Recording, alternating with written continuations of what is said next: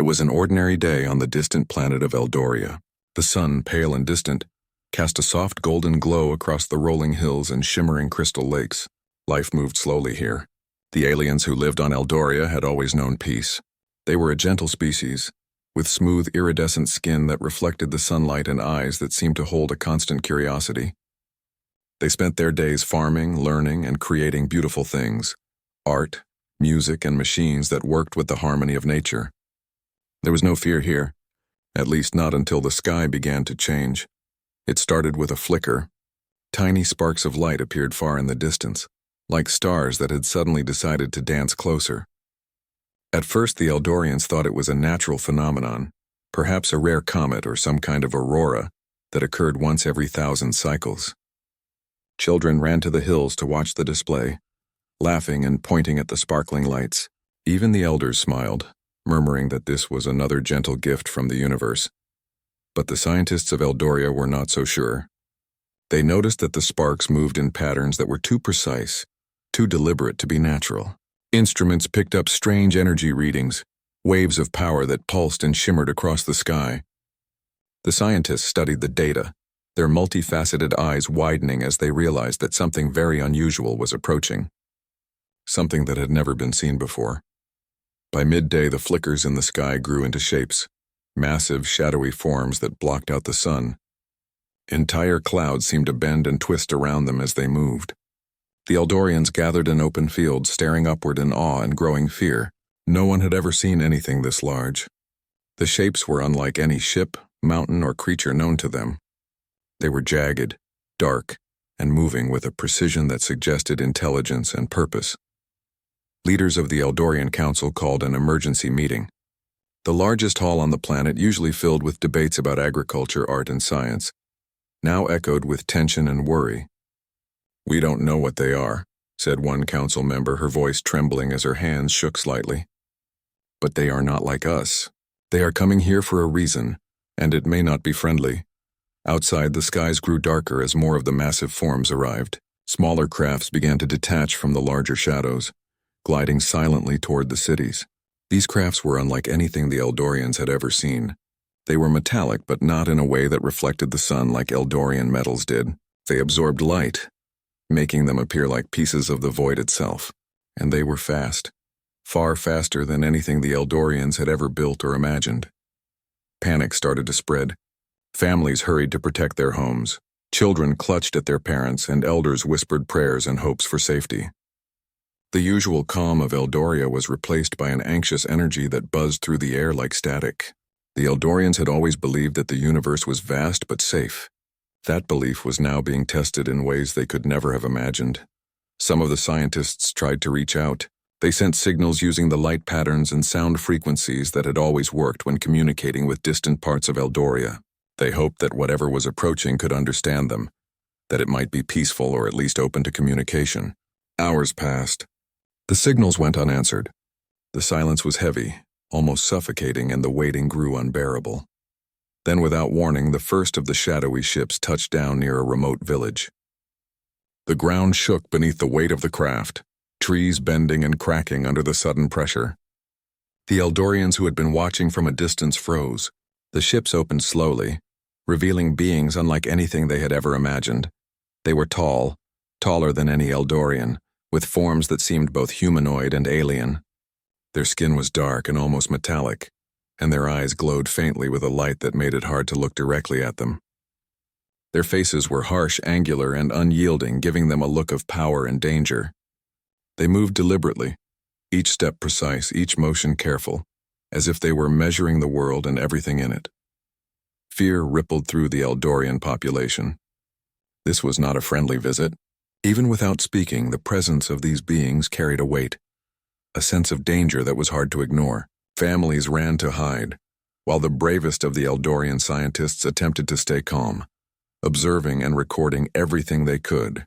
They named the newcomers the Deathworlders, after noticing that their movements reminded them of predators from the harshest environments on distant legends. The Deathworlders did not attack immediately. Instead, they seemed to study Eldoria, scanning the land and its people with devices that emitted low hums and strange lights. Every movement was deliberate, The Eldorians could only watch, hearts pounding as the visitors examined the world. Every sound and shadow was met with a cautious stare from the Deathworlders, who seemed almost curious about how life on Eldoria survived in such gentle conditions. By evening, the Eldorian Council decided that the planet needed a strategy. They could not let fear paralyze them. If the Deathworlders were intelligent, they might be swayed by gestures of peace, or at least be deterred from destruction.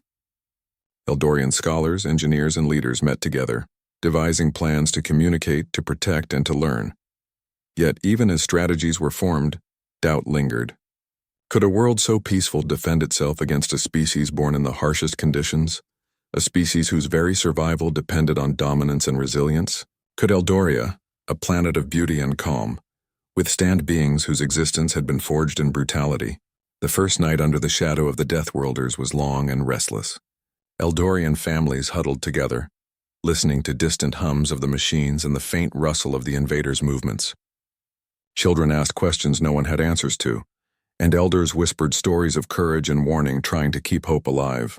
The stars above Eldoria shone as they always had, but they now felt distant, almost unreachable, as if the universe itself had changed. In the hearts of the Eldorians, a mix of fear and determination began to grow. They did not yet know how the story would end, nor did they fully understand the nature of the Deathworlders. But one thing was certain: life on Eldoria would never be the same again.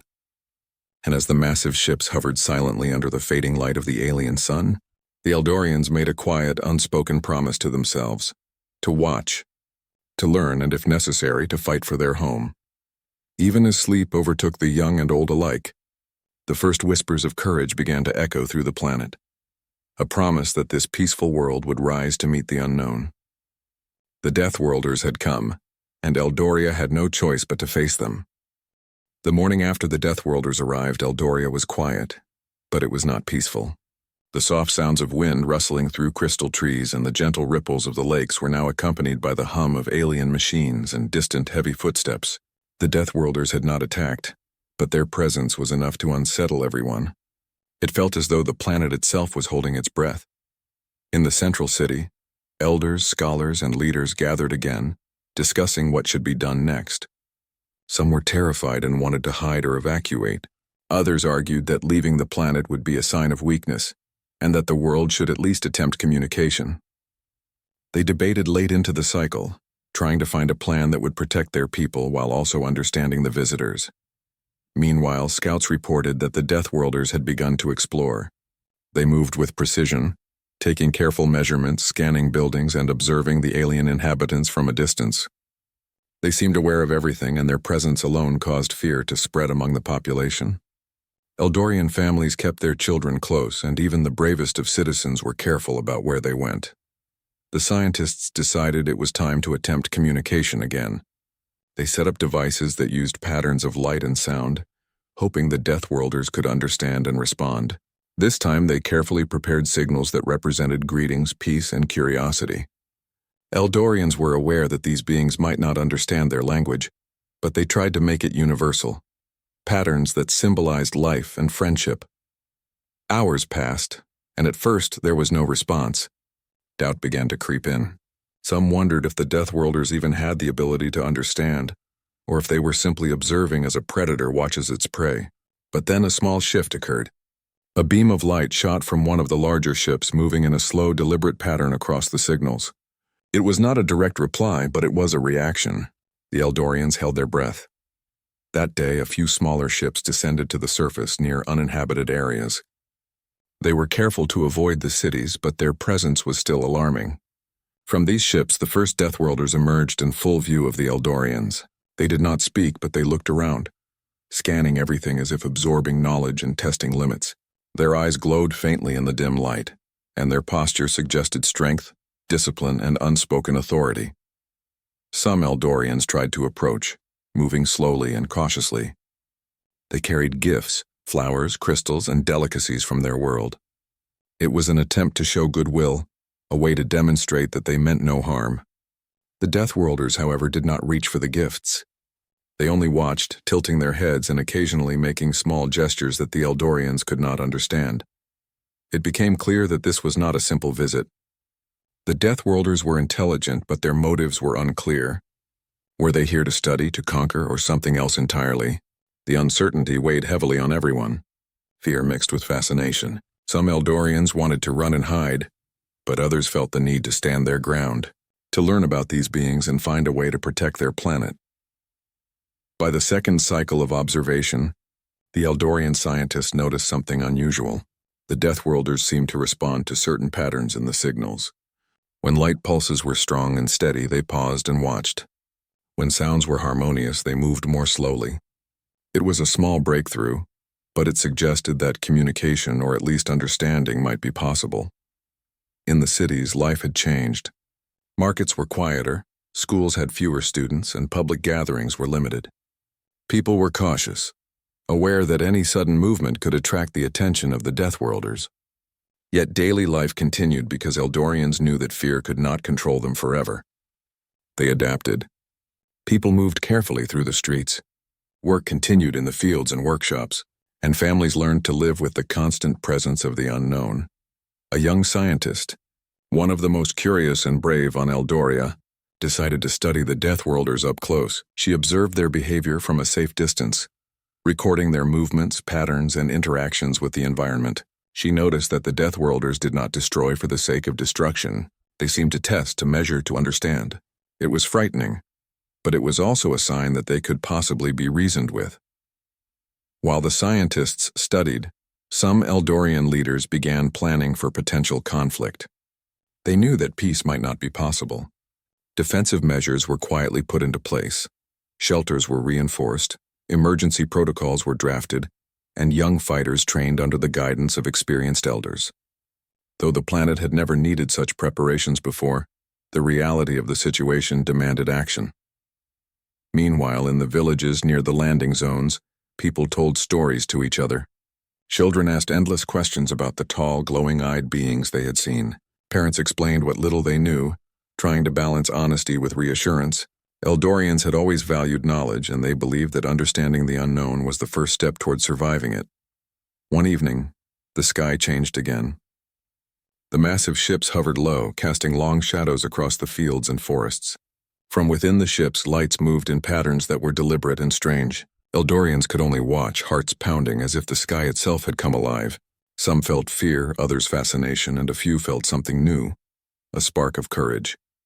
The young scientist made a discovery that night. She noticed that when Eldorians emitted a soft, continuous hum, the Deathworlders responded with a slower, more measured movement. It was not perfect communication, but it was interaction.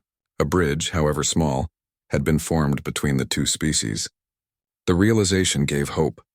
If they could understand even a little, perhaps they could avoid immediate conflict.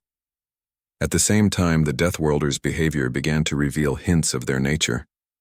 They seemed to value strength and intelligence, observing the Eldorians' actions carefully. Any sign of weakness or panic was noted, while creative solutions and coordinated efforts were watched with interest. It was clear they were not mindless destroyers, but survivors of a harsh, unforgiving world, and they respected capability. By the third cycle, a cautious pattern of interaction had formed. The Eldorians continued their signals and soft hums. The Deathworlders observed and responded in small ways, their ships moving in arcs that seemed deliberate but non-threatening. The planet had not yet faced attack, and this tentative connection, though fragile, offered a small measure of hope. However, tension remained. The Eldorian Council knew that even with these small signals, the Deathworlders could strike at any moment. There were debates about whether to risk closer approaches, to send more complex messages, or to prepare defenses for a possible sudden assault. Eldoria had never faced an external threat like this before, and the uncertainty was exhausting. Amid the tension, acts of courage and compassion emerged. A group of Eldorian children, curious and fearless, ventured close to a small landing zone under careful supervision. They left gifts of rare flowers and handmade trinkets, hoping to show that the planet's inhabitants meant no harm. The Deathworlders approached the gifts, their movements slow and measured, and for the first time, some Eldorians felt that a genuine connection might be possible, even if fragile. Night fell again, and the planet seemed to hold its breath. The massive ships hovered silently above, casting long, cold shadows across the landscape. Families gathered together, sharing stories of bravery, curiosity, and survival. Eldorian leaders reflected on the lessons of the day. Courage could be found in small actions, and understanding, even partial, could be a tool as powerful as any weapon. By the end of the second part of this encounter, Eldoria had changed forever. The Deathworlders had not yet attacked, but the presence of these beings had reshaped the planet's society. Fear, curiosity, courage, and hope were now intertwined in ways the Eldorians had never experienced. They had learned that survival required awareness, preparation, and understanding, and that sometimes reaching out in peace could be as powerful as standing ready to fight. The story of Eldoria was no longer only about peace and calm. It was now a story of an encounter with the unknown, a story of adaptation, and a story of courage in the face of beings far stronger, far stranger, and far more resilient than anyone could have imagined.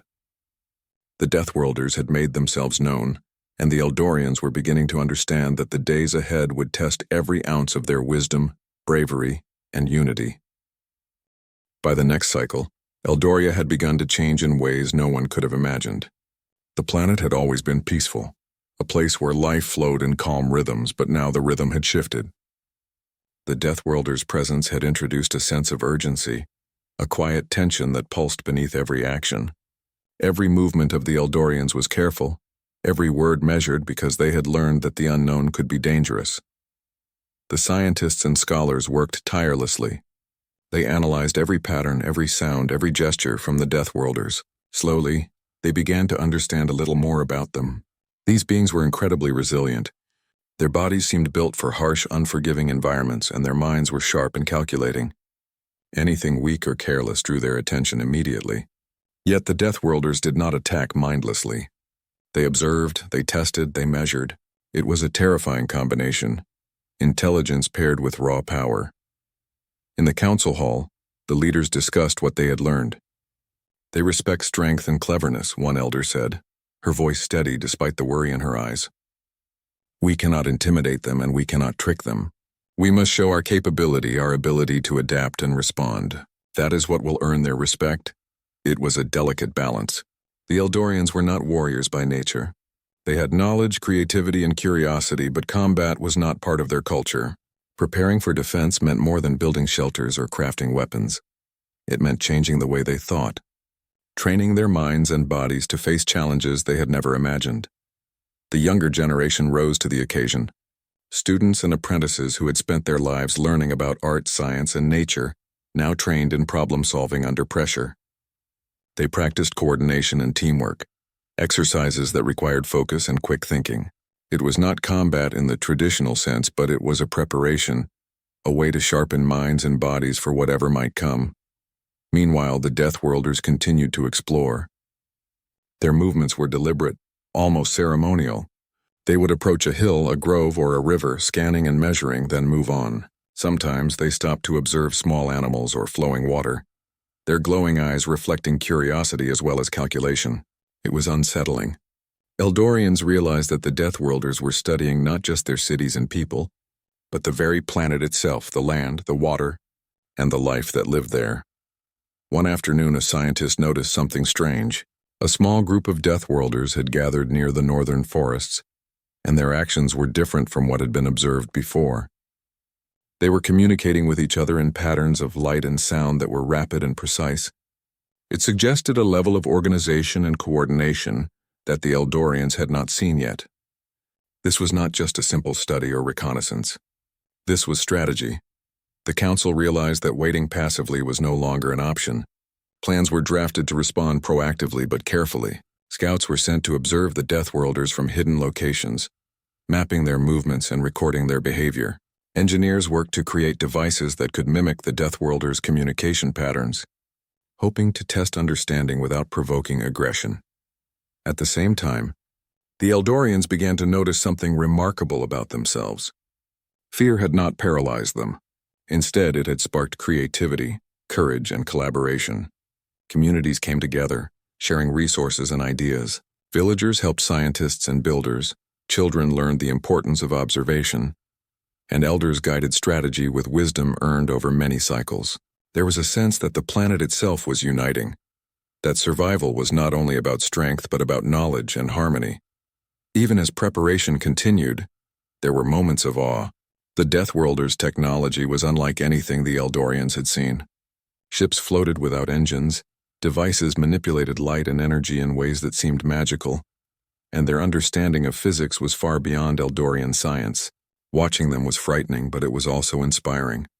Scientists and engineers studied, adapted, and learned, taking ideas that might have seemed impossible before and finding ways to use them in small, practical ways. One night, a young observer ventured close to a group of Deathworlders, staying hidden but watching carefully. He noticed something unexpected. While their presence was terrifying, their movements were consistent. They were not chaotic. They were precise.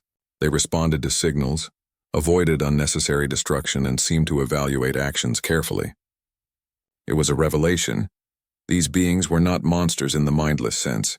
They were intelligent, deliberate, and capable of recognition. The council debated what this meant. Some argued that this intelligence offered a chance for negotiation or understanding, if approached carefully. Others warned that intelligence made them more dangerous. They could predict, manipulate, and outthink the Eldorians if given the opportunity. The conclusion was clear. Preparation and understanding must go hand in hand. The Eldorians had to learn as quickly as possible, not only to survive but to show that they were not defenseless. In the northern forests, the Deathworlders' activities grew more noticeable. They tested the land, examining trees, rivers, and soil. Eldorians studying them realized that the Deathworlders' world had been much harsher than Eldoria. Their species had survived in extreme environments where only the strongest endured. This explained their power, resilience, and discipline. It also highlighted a critical lesson. The Deathworlders respected survival above all. If Eldoria wished to protect itself, it needed to demonstrate adaptability and strength, not through aggression, but through capability. Families lived with a mixture of anxiety and cautious hope. Children asked questions about the tall, glowing-eyed visitors, and parents tried to answer honestly without causing panic. "They are not evil," one elder told a group of younglings. "They are survivors like we are. But they will test us, and we must be ready to show that we can endure."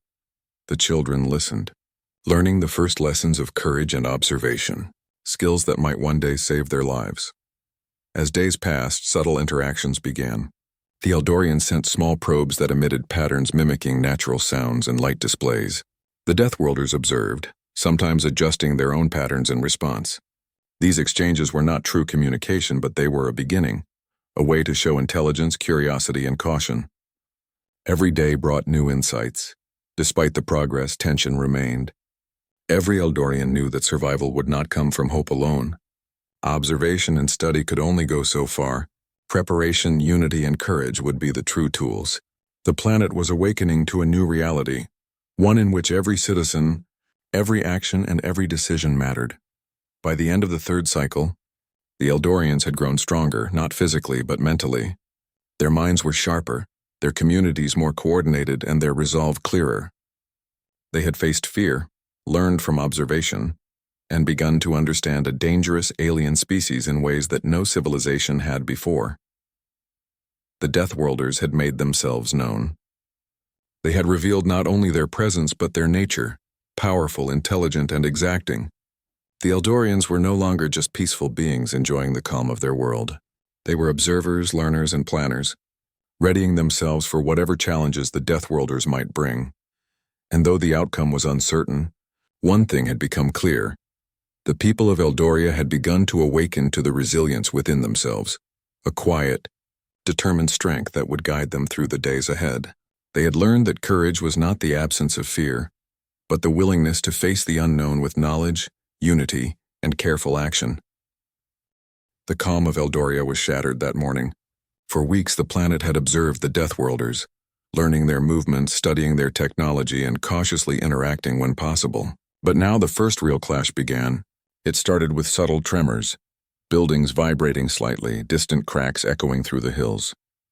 At first the Eldorians thought it might be another natural phenomenon, but the tremors grew stronger, more deliberate, like footsteps of enormous beings approaching.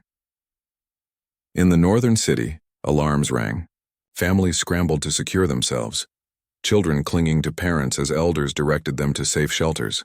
The council met immediately, trying to assess the situation. Scouts had reported that the Deathworlders had moved closer overnight, their smaller crafts positioned around key settlements. Their intention was clear. They were testing the Eldorians' defenses. The first confrontation happened at the edge of the northern forest. A small group of Eldorian scouts trained over the previous cycles had set up observation posts to monitor the Deathworlders. Suddenly, one of the massive ships moved toward their position with surprising speed. The scouts froze, hearts pounding. There was no time to escape. The Deathworlders emerged from their ship, moving with terrifying precision. Every step seemed calculated, every gesture deliberate. They approached slowly but unmistakably, their glowing eyes scanning the Eldorian scouts as if assessing strength, courage, and intelligence. The scouts had been trained to observe and report, not to fight, but instinctively they formed a defensive line, positioning themselves behind makeshift barriers. For a moment, there was silence. Then, a low hum filled the air, the sound of the Deathworlders' machines powering up, resonating with an intensity that made the ground vibrate. The scouts realized that this was not a friendly test anymore.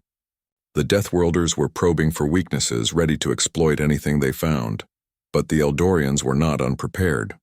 Using small portable devices, they emitted patterns of light and sound they had developed over the previous cycles. The Deathworlders paused, their glowing eyes flickering as they processed the signals. The Eldorians watched carefully, understanding that any sudden move could trigger aggression. It was a dangerous game, testing observation, reaction, and courage. Suddenly, one of the Deathworlders lunged forward. Its movements were incredibly fast, far beyond what any Eldorian had expected. The scouts reacted instinctively, using barriers and quick maneuvers to avoid direct contact. The first strike was not lethal, but it sent a clear message. The Deathworlders were powerful and their attacks were precise. From the city, alarms blared as news of the clash spread. Eldorians prepared shelters, reinforced buildings, and activated emergency protocols. Families huddled together, sharing stories and reassurances, while soldiers and volunteers readied themselves for possible escalation. It was the first time many had faced true danger, and the mix of fear and determination created a tense, charged atmosphere. Meanwhile, the council worked tirelessly to understand the Deathworlders' behavior.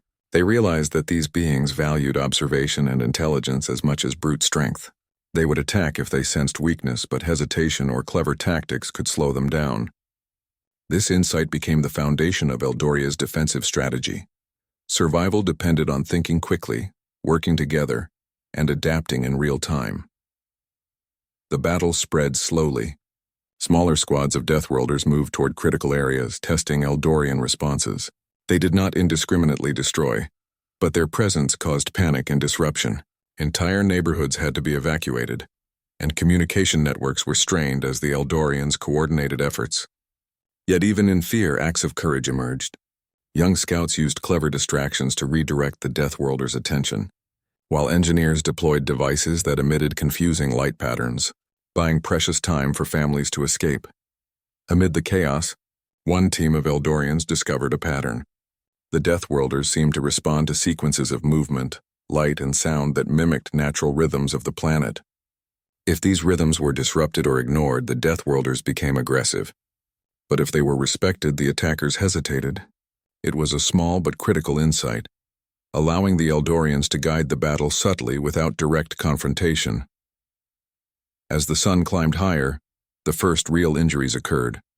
Eldorians had underestimated the speed and adaptability of the Deathworlders. The battle was unlike anything the planet had ever seen, strategic, precise, and terrifying. But despite the losses, the Eldorians refused to give up. Their resilience grew with every encounter. Each setback became a lesson, each observation a new strategy. In the southern valleys, a young engineer worked tirelessly with a team to create improvised defensive devices. They had learned to use the environment, trees, rocks, and rivers to their advantage. They set traps not to harm the Deathworlders directly, but to slow them down and create opportunities for safe evacuation of civilians. It was clever, adaptive thinking, showing that even without physical power, intelligence and ingenuity could protect lives. Meanwhile, families continued to support one another. Eldorians shared food, tended to the wounded, and comforted the scared.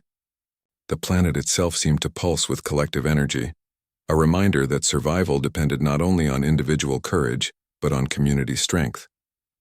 Eldoria was no longer just a peaceful home. It was a living organism, adapting to the threat, learning from every movement and preparing for what might come next. By afternoon, the first major stand occurred near the central city. A group of Deathworlders advanced toward critical buildings, testing defensive formations. Eldorian soldiers and volunteers formed coordinated lines, using both learned tactics and environmental advantages. Devices emitted signals to confuse and delay the attackers, while scouts guided reinforcements to the points of greatest need. The clash was intense. The Deathworlders struck with precision, but the Eldorians moved with creativity and coordination. Buildings were not destroyed. Instead, temporary barriers and diversions were used to redirect attention. Every small success strengthened morale. It became clear that while the Deathworlders were far stronger, the Eldorians' intelligence, observation, and teamwork allowed them to survive longer than expected. As night approached, the battle slowed. Both sides seemed to pull back slightly, assessing the results of the day. The Eldorians had learned valuable lessons. The Deathworlders were not invincible, but they were relentless. Preparation, observation, and adaptability were essential. Every action mattered, and every citizen had a role to play. In the city halls, the council reviewed the day's events. They realized that survival was possible, but only through unity and careful planning. Panic was dangerous. Knowledge was power. Eldorians began organizing teams for rapid response, communication, and defense. They trained civilians in basic safety protocols, while scholars analyzed the Deathworlders' patterns for future encounters. At the same time, individuals displayed incredible bravery. Scouts risked their lives to gather intelligence, engineers worked tirelessly under fire to maintain defensive devices, and families protected one another with determination and care. These moments reminded everyone that courage was not the absence of fear, but the willingness to act despite it. By the end of the cycle, Eldoria was battered but not broken. The Deathworlders had tested their strength and strategy, but the Eldorians had responded with intelligence, unity, and resilience. It was a hard-won lesson. Survival depended on constant adaptation, careful observation, and courage in the face of overwhelming odds. As the stars appeared above the horizon, glowing softly over a planet changed forever, the Eldorians reflected on the day. They had faced a powerful, intelligent, and dangerous force, and they had endured. The threat was far from over, but hope had grown. Knowledge, courage, and unity had proven that even a peaceful world could withstand the initial waves of an unknown enemy. The Deathworlders remained near the planet, watching, calculating, and waiting. Eldoria had survived its first real test, but the days ahead would demand even more. Creativity, bravery, and determination beyond anything the planet had ever known. And though the Eldorians were exhausted and anxious, one truth had become clear. They had begun to fight not only for survival, but for the soul of their world. After the first confrontation, Eldoria had changed. The planet was no longer just a peaceful world of gentle hills, sparkling lakes, and soft winds. It had become a place of preparation, observation, and careful strategy. The Deathworlders had revealed their power and intelligence, and the Eldorians had learned that survival depended on understanding as much as courage. In the early cycles following the clash, the council gathered daily. They reviewed every recorded observation, every interaction, and every small success and failure. Scientists and scholars worked tirelessly, analyzing the Deathworlders' movements, trying to find patterns in their behavior. Slowly, small truths emerged. The Deathworlders were incredibly strong and resilient, but they were not perfect. They reacted to rhythm, repetition, and the environment. They had weaknesses, subtle ones that could be exploited with intelligence and careful planning. A young scientist, who had been observing from the northern forests since the first encounter, noticed something important. The Deathworlders were incredibly fast, but their speed came at a cost. They were less coordinated in environments they had not fully scanned. Uneven terrain, complex patterns of obstacles, and unpredictable movement disrupted their rhythm. This small discovery gave the Eldorians hope. If they could create environments that forced the Deathworlders to adapt, they could control the battle rather than just react to it. In the southern valleys, engineers began working to implement this strategy. They built clever defensive layouts using natural terrain, winding paths, hidden barriers, and channels that could guide movement. It was not about fighting directly. It was about controlling space, creating opportunities, and slowing down a much stronger force. Volunteers and civilians worked together, learning quickly how to implement these designs while ensuring safety for their communities. At the same time, Eldorian scouts continued their careful observation. Small teams ventured closer to the Deathworlders' positions, moving quietly, recording behavior and testing reactions. Every small success added to the growing understanding of the invaders' strengths and limits. These scouts risked their lives, but their work was crucial. It became clear that knowledge itself was a weapon, and intelligence a shield. The first coordinated maneuver came during a quiet morning. Using signals of light and sound, the Eldorians guided the Deathworlders into a controlled area designed to slow them down. The terrain forced the invaders to move more cautiously, disrupting their rhythm. Simultaneously, Eldorian devices emitted confusing patterns that made it difficult for the Deathworlders to anticipate actions. It was not a direct attack, but it was a test of strategy, and it worked. The Deathworlders hesitated, their glowing eyes flickering as they processed unexpected obstacles and patterns. This success sparked new energy across the planet. Citizens who had felt powerless began to see that intelligence, coordination, and courage could make a difference. Families volunteered to help with logistics, engineers shared designs for defensive systems, and scouts returned with more detailed observations. Eldoria was learning to fight in a way that suited its nature, careful, intelligent, and adaptive. One particularly tense moment occurred when a group of Deathworlders approached the central city. Their ships moved low, casting long shadows over streets and homes. Panic threatened to overwhelm the population, but trained teams of Eldorians had prepared for this scenario. Civilians were guided to safe zones, barriers were activated, and signals were deployed to influence the invaders' movement. The Deathworlders advanced cautiously, their rhythm disrupted by clever use of terrain and patterns. The city remained unharmed, a first major victory in terms of strategy and coordination. While the physical strategies were important, the mental and emotional strength of the Eldorians was equally crucial. Communities learned to remain calm under pressure, supporting each other and sharing knowledge. Children watched older citizens coordinate clever tactics, understanding that survival was about thinking, observing, and acting together. Eldoria was no longer just a home.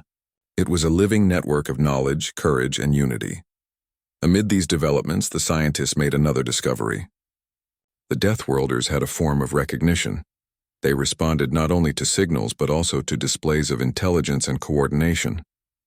When Eldorian groups worked together smoothly, their devices emitted patterns and they navigated terrain cleverly, the Deathworlders paused, observing with what seemed like curiosity. It was the first time the Eldorians realized that their efforts could influence the behavior of the invaders directly. Respect could be earned and hesitation could be induced, not through violence but through intelligence and adaptation. With this insight, the Eldorian Council devised a bold plan. Instead of waiting for the Deathworlders to attack, they would create situations that allowed controlled interactions. Small teams would lead the invaders into prepared zones, guiding movement, testing reactions, and gathering intelligence while protecting civilians. It was risky but necessary. Knowledge gained in this way could turn the tide in future confrontations. The first execution of this plan was tense. Scouts lured a small group of Deathworlders into a valley, filled with natural obstacles and carefully positioned light and sound devices. The terrain forced the invaders to move slowly, making them vulnerable to observation. Eldorian teams monitored every action, recording details about reaction time, decision-making, and coordination. The Deathworlders adapted, but not as quickly as the Eldorians had feared. Each hesitation was a success, each disruption a small victory.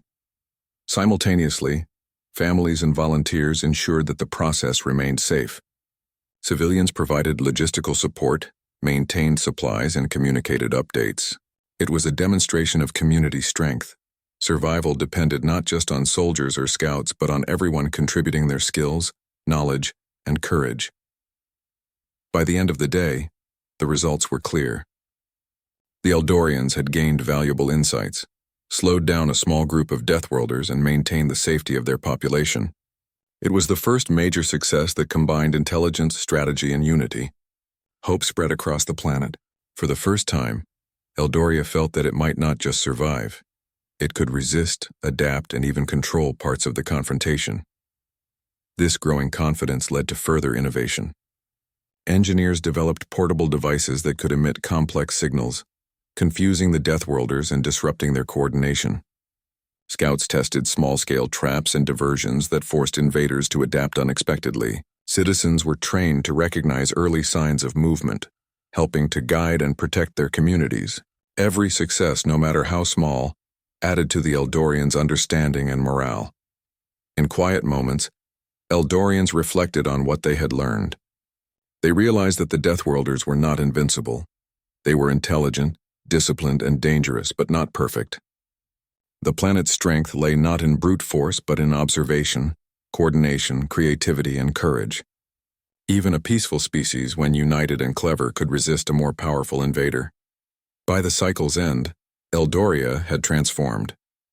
The initial fear and panic had evolved into strategy and resilience. Communities were stronger, scientists had developed insights into the invaders' behavior, and every citizen knew that their actions mattered. They had turned the first real victories into lessons for the future, and yet the Deathworlders remained a looming threat. Their massive ships hovered in orbit, their glowing eyes observing, calculating, and waiting. Eldoria had learned to survive, to adapt, and to influence the invaders' behavior, but the ultimate test had not yet come. The planet knew that future encounters would demand even greater intelligence, courage, and coordination. Despite the danger, hope thrived. Eldoria had discovered that even in the face of overwhelming strength, strategy and unity could create opportunities. Knowledge became a weapon, courage became a shield, and community became the backbone of survival. The planet had grown stronger, wiser, and more resilient than ever before. As night fell and stars twinkled above, Eldorians reflected on their progress. They had learned that the Deathworlders' weaknesses could be exploited, that every individual action mattered, and that survival was possible through intelligence and cooperation. The planet, once peaceful and gentle, had become a living, thinking, and adaptive force, ready to face whatever came next. The story of Eldoria was no longer only about fear or survival. It was a story of awakening, learning, and quiet triumph. The Deathworlders had been powerful and they had been dangerous, but the people of Eldoria had found a way to turn knowledge into strength. The battle was far from over, but the first real victories had been earned, and hope had become a tangible, powerful force across the planet. The dawn on Eldoria was quiet, but it was not the same quiet the planet had known before the Deathworlders arrived. There was a different feeling in the air, one of cautious relief, a sense of having survived something terrifying and learning from it. The skies still held the shadows of massive ships, their outlines dark against the pale sunlight. But the Eldorians had grown stronger, smarter, and more united than ever before. They had learned to face fear with knowledge, to meet danger with courage, and to survive through careful strategy and cooperation. The immediate threat of the first clashes had passed, at least for now. The Deathworlders had retreated slightly, their ships hovering farther away as if reassessing the situation. Eldorian scouts reported that the invaders were observing the planet from orbit, not yet attacking, but the presence of these beings reminded everyone that the challenge was far from over. Survival had been won in small steps, but the future remained uncertain. In the central city, the council gathered to discuss what came next. They reviewed every lesson from the battles, every pattern observed in the Deathworlders, and every success the Eldorians had achieved. "We have survived," said one elder, voice calm but firm. "But surviving is not enough. We must understand, adapt, and be ready. This planet will not face another wave unprepared." The citizens were eager to participate in this new era of preparedness. Communities rebuilt and reinforced their homes, incorporating clever designs learned from previous encounters. Engineers installed devices that could emit signals to influence the Deathworlders' movements, while scouts and volunteers mapped the terrain to identify potential strategies for future conflicts. Every action, no matter how small, contributed to the safety and resilience of Eldoria. The children, who had once been frightened by the glowing-eyed visitors, now watched and learned. They studied the strategies being implemented by the adults, observing how careful planning and teamwork could influence even the most powerful enemies. Parents encouraged them to think critically, to ask questions, and to understand that courage came in many forms, not only in facing danger directly but in observing, learning, and acting with wisdom. One young scientist, who had been observing the Deathworlders since the very first day, noticed a surprising development. The Deathworlders were responding to certain signals and patterns, albeit slowly. When Eldorians moved in coordinated groups, emitted rhythmic signals, or manipulated terrain cleverly, the invaders hesitated. Their glowing eyes flickered with what seemed like calculation or evaluation. It was not friendship or alliance, but it was recognition. The Eldorians had learned that intelligence and coordination could influence even the strongest and most dangerous beings. The Council decided to use this knowledge proactively. Small, controlled interactions were organized, designed to test the Deathworlders' responses while maintaining safety. Scouts and engineers worked together to create areas where the invaders could move, observe, and be studied without threatening civilians. It was delicate work, requiring careful planning and constant vigilance, but it allowed Eldorians to continue learning about the invaders' abilities, strategies, and weaknesses. At the same time, the people of Eldoria began to recover emotionally. The terror of the first attacks had left scars, but hope was growing stronger. Families supported each other, sharing stories of bravery and survival. Communities celebrated small victories, whether it was successfully guiding a group of Deathworlders through a controlled area or protecting a neighborhood without damage. Eldoria was becoming stronger, not just in knowledge but in spirit. As the cycles passed, subtle improvements appeared in the Deathworlders' behavior as well. They had retreated for now, but they were observing carefully, perhaps learning from the Eldorians' actions. Scientists speculated that the invaders were intelligent enough to recognize that Eldoria was not defenseless, and that future attacks might be met with increasingly clever responses.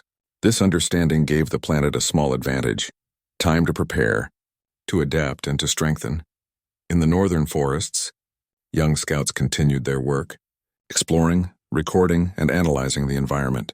They had discovered that Eldoria itself could be used strategically. Rivers, hills, and forests could guide movement, create natural barriers, and provide safe observation points. By understanding the land, the Eldorians could predict patterns and influence outcomes without direct confrontation. The planet's natural features became allies in their survival strategy.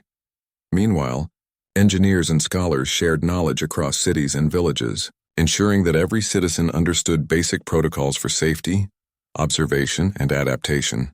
This collective approach transformed the population into an active part of the planet's defense. Even those who were not warriors contributed to survival, through observation, communication, or simply staying informed and cautious. The people of Eldoria were no longer passive witnesses to the Deathworlders' presence. They were participants in shaping their own future. The Council also reflected on the lessons of courage and resilience. Many Eldorians had risked their lives during the initial confrontations. Scouts had ventured close to the Deathworlders, engineers had maintained critical systems under pressure, and families had protected one another at great personal risk. These actions reminded the Council and citizens alike that survival required not just strategy, but the willingness to act, even in fear. Courage, they realized, was the foundation of resilience. By the fifth cycle, a new pattern of interaction had been established. Small teams of Eldorians, using signals, terrain, and coordinated movement, continued to engage the Deathworlders in controlled ways. Every encounter provided insight, teaching the invaders that Eldoria was not an easy target. Even without weapons of destruction, the Eldorians could influence outcomes, disrupt rhythms, and gather critical information. Knowledge had become their greatest strength. In parallel, life on the planet continued. Children went to school, though now lessons included observation skills, strategy, and problem-solving under pressure. Markets opened and closed with caution, workshops and laboratories hummed with activity, and communities shared knowledge freely. Eldoria was no longer a world of only peace and beauty. It had become a world of learning, strategy, and collective courage. The people understood that survival required intelligence as much as instinct, and unity as much as individual effort. Families also began to heal emotionally. The fear of the first attacks had left a mark, but the lessons learned and small victories gave hope. Eldorians celebrated ingenuity, bravery, and perseverance. They told stories of clever strategies that saved lives, of children and adults who observed patterns and acted decisively, and of communities that worked together to face overwhelming odds. These stories became part of the cultural memory, strengthening the resolve of everyone. Even as the Deathworlders remained near, their massive ships casting shadows over forests and cities, Eldorians were no longer paralyzed by fear. They had learned that knowledge, coordination, and adaptability could influence the behavior of these powerful beings. They had discovered that courage, even in the face of overwhelming strength, could create opportunities and protect life. And perhaps most importantly, they had learned that unity was the key. Every individual contributed to the survival of the planet, and together, they could face even the greatest challenges. As night fell on the sixth cycle, the stars twinkled over Eldoria, bright and distant.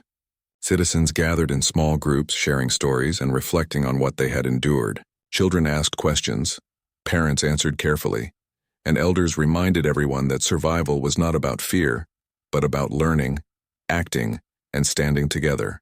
The planet itself seemed to breathe with relief and quiet pride, aware that its people had risen to meet the greatest challenge of their lives. The Deathworlders had made themselves known. They had tested strength, intelligence, and courage. They had revealed the fragility and resilience of Eldoria, but in the end, the people of the planet had adapted. They had learned to survive, to influence, and to protect their home. They had discovered that even against a superior force, knowledge, unity, and courage could turn fear into strength. And so, Eldoria settled into a new rhythm. The planet remained vigilant, aware that the Deathworlders could return at any time. Yet the Eldorians had grown wiser and stronger. They had learned that survival was not about avoiding danger entirely, but about understanding it, preparing for it, and facing it together. The planet was no longer simply a peaceful world. It was a living example of courage, intelligence, and resilience. The story of Eldoria, once defined by calm and simplicity, had transformed into a tale of bravery, adaptation, and hope. The Deathworlders' arrival had changed everything, but it had also revealed the strength hidden within the people of the planet. They had faced the unknown, learned from it, and grown stronger because of it. As the night deepened and the soft glow of the stars reflected off the crystal lakes, the people of Eldoria looked to the skies. The Deathworlders were still there, watching, calculating, and waiting. But the planet itself and every person on it had changed. They were no longer just survivors. They were thinkers, observers, and strategists. They had learned that courage was the greatest weapon, knowledge the strongest shield, and